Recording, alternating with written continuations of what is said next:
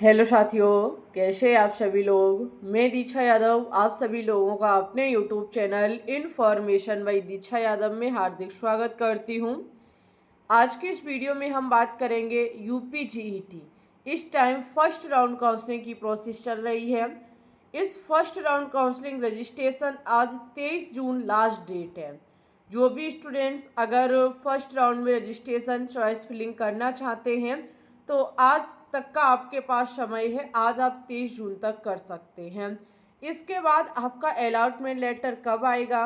Allotment letter आने के बाद फिर आपको एडमिशन कराने के लिए जाना होगा। तो कुछ स्टूडेंट्स जानना चाहते हैं कि एडमिशन टाइम लगने वाले ज़रूरी डॉक्यूमेंट्स कौन कौन से हैं, उसके बारे में बता दीजिए। तो आज हम आपको पूरी जानकारी देंगे, ज़रूरी डॉक्यूमेंट्स को बताएंगे, साथ ही में आगे जो भी प्रोसेस रहेगी उसकी पूरी जानकारी देंगे। सीट मिलने पर आपको क्या करना चाहिए, क्या नहीं करना चाहिए। वीडियो को बिल्कुल भी स्किप मत करना, अपने दोस्तों के साथ शेयर कर दीजिएगा। अगर आप चैनल पे न्यू हैं तो चैनल को सब्सक्राइब कर लीजिएगा। अगर मैं यहाँ बात करूँ तो आपका फर्स्ट राउंड काउंसलिंग रजिस्ट्रेशन और चॉइस फिलिंग 17 तारीख से शुरू हुई थी और 23 तारीख यानी कि आज आपका लास्ट दिन है।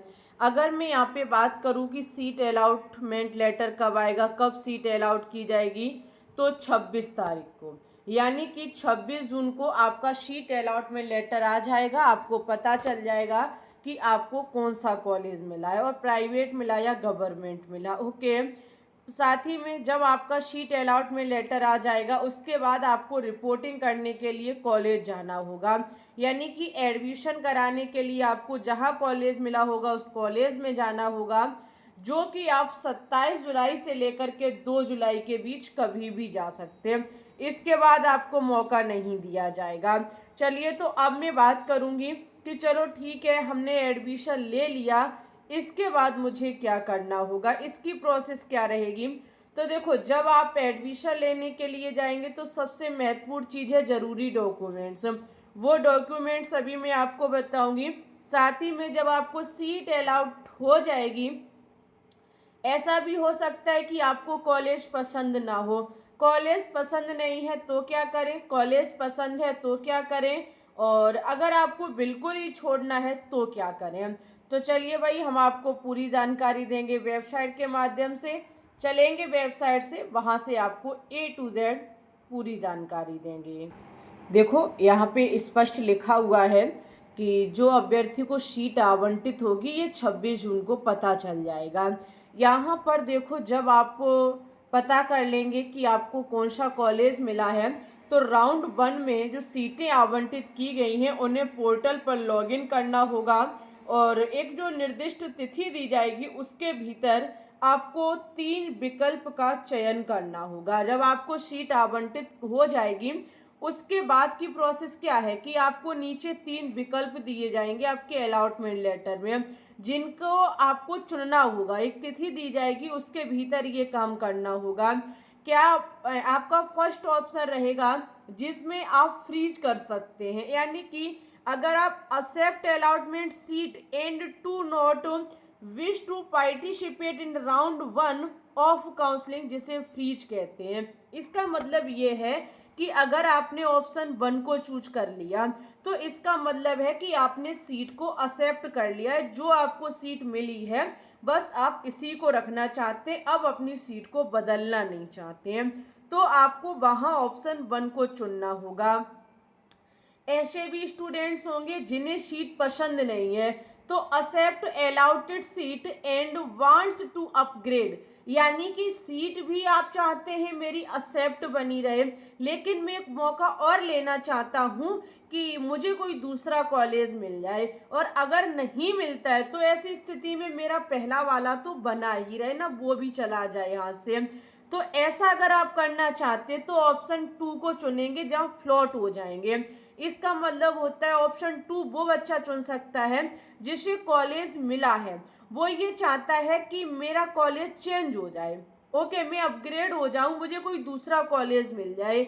और अगर मैं कॉलेज मुझे नहीं मिलता है, जैसे कि हमने दोबारा से फिर रजिस्ट्रेशन कराया, चॉइस फिलिंग की, मैंने फिर राउंड काउंसलिंग में भाग लिया और मेरा नहीं होता है, नहीं मुझे सीट अलाउड होती है सेकेंड राउंड में, तो पहले वाली सीट मेरी बनी रहे। ऐसी स्थिति में आप सेकेंड ऑप्शन को चूज कर सकते हैं। लेकिन इसमें एक चीज़ का बड़ा ध्यान रखना होगा कि अगर आपका कॉलेज बदल जाता है, यानी कि अगर आप अपग्रेड हो जाते हैं, तो आपको पहले वाली सीट को छोड़ना होगा। माना कि आपको उससे भी बेकार कॉलेज मिल गया, आप चाहते नहीं थे वो कॉलेज और मिल गया, तो फिर आपको ये कहो नहीं अब तो हम पहले वाले ही रखेंगे, ऐसा नहीं हो पाएगा। अपग्रेड में यही होता है कि जो आपको दोबारा अगर मिल गया वो आपको रखना पड़ेगा, फिर पहले वाली सीट अपने आप आपकी चली जाएगी। ओके। और अपग्रेड भी आप तब करा पाएंगे जैसे आपको सीट अलाउड हो गई जिस कॉलेज में, उस कॉलेज में पहले आपको एडमिशन लेने के लिए जाना होगा, फिर आप सेकेंड राउंड में एडमिशन फिर से काउंसलिंग कराएंगे, सेकेंड राउंड में काउंसलिंग कराएंगे, अपग्रेड हो जाएंगे, कॉलेज मिल जाएगा, फिर जो आपका पुराना कॉलेज था वहाँ से अपने सारे दस्तावेज लेके आने होंगे, फिर आपको नए वाले कॉलेज में जाके एडमिशन कराना होगा। ये होता है अपग्रेड का सिस्टम। उसके बाद अगर आप ऑप्शन 3 को चूज करते हैं, डिक्लाइन, डिक्लाइन का मतलब होता है आपने बिल्कुल ही सीट को छोड़ दिया, कोई लेना देना नहीं है, हम तो भैया नए राउंड में पार्टिसिपेट करेंगे, मुझे तब अच्छा सा कॉलेज मिलेगा, मैं उसी में मगन रहूँगा। इसको भी सोच समझ के चुनिएगा, क्योंकि हो सकता है कि आपको सीट ही ना मिले सेकेंड राउंड में। जो डिक्लाइन करते हैं, डिक्लाइन बहुत बहुत कम स्टूडेंट्स करता ही नहीं है कोई, क्योंकि ये खतरनाक ऑप्शन है, इसको चूज जो करता है फिर हो सकता है कि आपको आगे मिले भी और ना भी मिले। ओके। फिर आपका पहले वाले से कोई हक नहीं रहता है। यहाँ देखो, शेड्यूल में निर्दिष्ट तिथि समय के भीतर सीट आवंटन के बाद लॉगिन करने और विकल्प चयन करने में विफलता के कारण आवंटित सीट और काउंसलिंग सिक्योरिटी फीस को जब्त कर लिया जाएगा। अगर आप लोग समय से कोई भी काम नहीं करते तो ऐसे में आपकी फीस, जो सिक्योरिटी फीस होगी, वो आपको वापस नहीं दी जाएगी। सभी अभ्यर्थी जिन्हें सीट आवंटित की गई है उन्हें विकल्प 1 या 2 का चयन किया है तो उन्हें अनिवार्य रूप से ऑनलाइन चालान मोड के माध्यम से ABBMU को 5,000 की जो सीट पुष्टि शुल्क यानी कि सीट कंफर्मेशन फीस जो होगी वो जमा करनी होगी। अगर आपने ऑप्शन 1 और ऑप्शन 2 को चूज कर लिया तो 5,000 रुपये को 5,000 रुपये की आपको ऑनलाइन ही एक चेक काटनी है, जो आपका सीट कंफर्मेशन के लिए, जो ABBMU के लिए काटनी है। ओके, यह स्पष्ट लिखा हुआ है।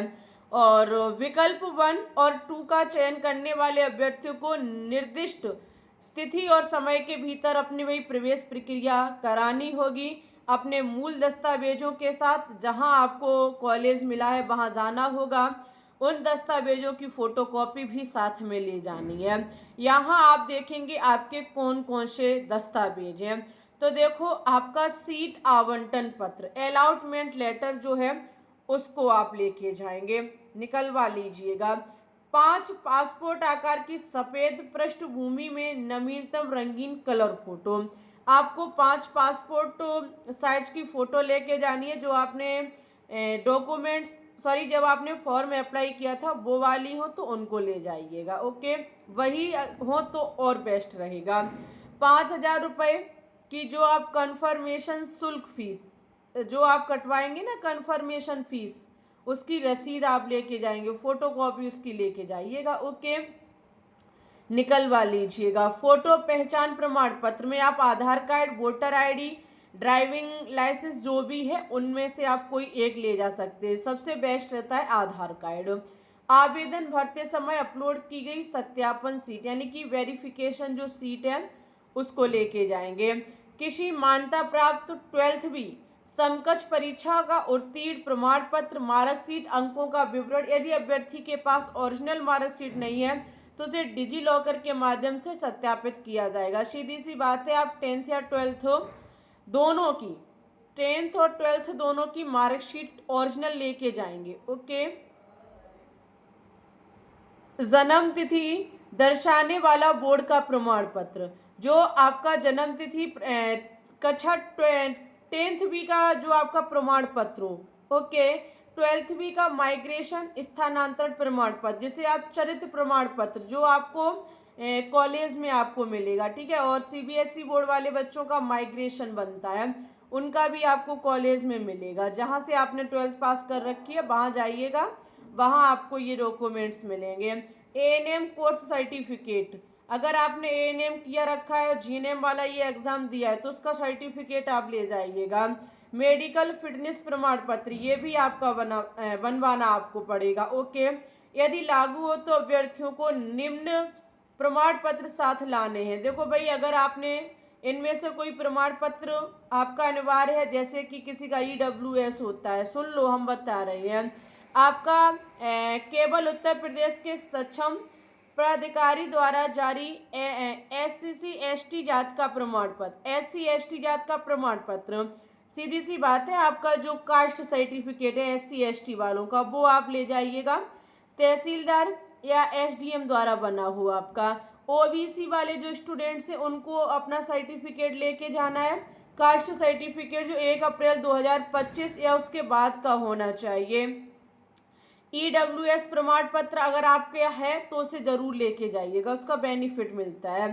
साथ ही में अगर आपने स्वतंत्रता संग्राम सेनानी है या विकलांगता का कोई प्रमाण पत्र है आपके पास तो उसे लेके जाएंगे। भूतपूर्व सैनिक का प्रमाण पत्र अगर आपका है तो वो लेके जाएं, या फिर आप अल्पसंख्यक संस्थानों के लिए अल्पसंख्यक प्रमाण पत्र जैसे ईसाई, जैन, मुस्लिम, ये सारे आप प्रमाण पत्र अगर आपने हैं आपके तो आप ले जाइएगा, ओके।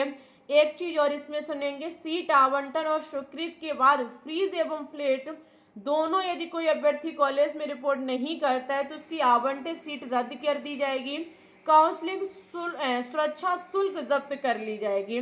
देखो भाई, अगर आपने क्या काम किया, ये सीट कंफर्मेशन फीस तो कट करवा दी, ओके, और आप कॉलेज नहीं जाते हैं एडमिशन के लिए, तो ये सारी जो फीस होगी, सिक्योरिटी फीस जो होगी, वो आपकी जो है वो जब्त कर ली जाएगी। काउंसलिंग में प्रवेश के बाद यदि अभ्यर्थी त्याग पत्र देने की अवधि में आपकी त्याग पत्र अवधि भी अभी चलाई जाएगी सेकेंड राउंड के बाद, सही शायद तभी चलेगी, हाँ तभी होगी, मॉप अप से पहले चलेगी। 22/7/2025 से 25/7/2025 तक शाम 6 बजे तक सीट से त्याग पत्र नहीं देता है तो काउंसलिंग सुरक्षा शुल्क और सीट पुष्टि शुल्क जब्त कर ली जाएगी। अगर माना कि आपने एडमिशन तो ले लिया, ओके, लेकिन इसके बाद आपको कई अच्छा सा कॉलेज मिल गया, माना कि जैसे बीएससी नर्सिंग मिल गया, एम्स बीएससी नर्सिंग मिल गया, तो ऐसे में बच्चे फिर यूपीजीएनएम को छोड़ना चाहेंगे, तो इसके लिए भी डेट चलाई जाएगी जो 22 जुलाई से 25 जुलाई तक होगी। ऐसे में अगर आप त्याग पत्र नहीं देते, अपने आप ही छोड़ देते, आप जाते ही नहीं है एडमिशन करने के बाद कॉलेज पढ़ाई करने के लिए, तो ऐसे में आपकी जो भी फीस थी वो सारी मार ली जाएगी, आपको वापस नहीं दी जाएगी, ओके। ये सारा विवरण है डियर स्टूडेंट्स आपका first round counselling seat allotment letter का। मैंने आपको बता दिया है ऑप्शन कैसे चूज करना है, डॉक्यूमेंट्स कौन कौन से लगेंगे, ओके। सीट आपको मिल जानी है तो बड़ा ध्यान से काम कीजिएगा, कोई भी काम फालतू ना समझे, कोई भी चीज़ अजर्रा मत कर दीजिएगा। अब मैं जल्दी वीडियो लेके आऊँगी सेकेंड राउंड काउंसलिंग की। सेकेंड राउंड काउंसलिंग में कौन स्टूडेंट्स भाग ले सकता है, किसे गवर्नमेंट प्राइवेट कॉलेज मिलने के चांस रहेंगे, ओके। जल्दी इस पर वीडियो लेके आऊँगी, आप बस थोड़ा सा इंतज़ार करते रहिएगा, ओके। वीडियो को लाइक करें, शेयर करें, चैनल पे न्यू है तो इसे सब्सक्राइब करें। मिलेंगे आप लोगों से न्यू नोटिफिकेशन के साथ, तब तक के लिए bye bye, take care, all the best.